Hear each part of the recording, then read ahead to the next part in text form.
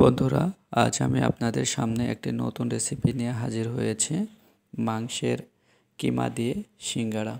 আপনারা স্ক্রিনে দেখতে পাচ্ছেন, মূলত এটা একটা রুটিকে প্রথমে 4 ভাগে খণ্ড করে নেওয়া হয়েছে। এরপর মোট 8টি ভাগে খণ্ড করে নেওয়া হবে। তারপরে আবার 4টি করে নিতে হবে, টোটাল 8টি।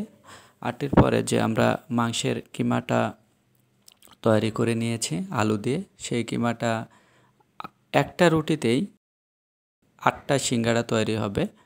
এটা আর কি সন্ধ্যার ঝটপট নাস্তা বলতে পারেন, কারণ এটা আপনারা চাইলে সন্ধ্যাতে এটা খাইতে পারেন আর কি।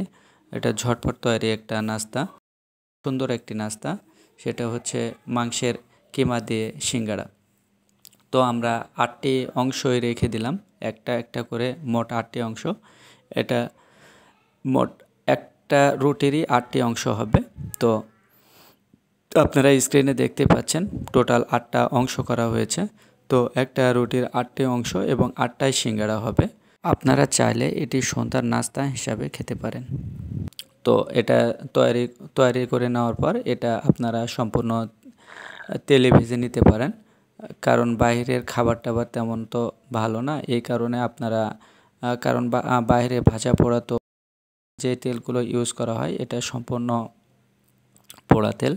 এই কারণে আপনারা বাসাতেই সন্ধ্যা নাস্তা হিসাবে আপনারা খেতে পারেন।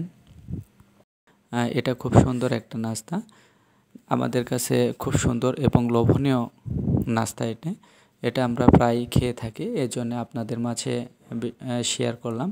আপনারা চাইলে এই নাস্তাটা খেতে পারেন আর কি। আপনারা ঝটপট তৈরি করে খেতে পারেন। প্রায় আধা ঘন্টাও সময় লাগবে না, এর মধ্যে আপনারা তৈরি করে নিতে পারবেন।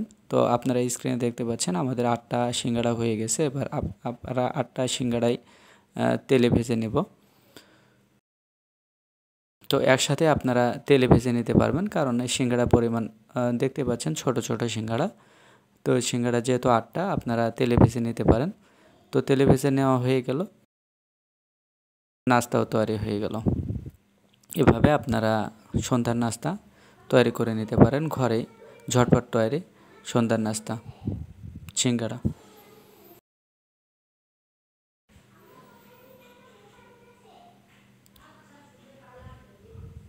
খুব লোভনীয় একটি সিঙ্গারা, মাংসের কিমা দিয়ে তৈরি সিঙ্গারা।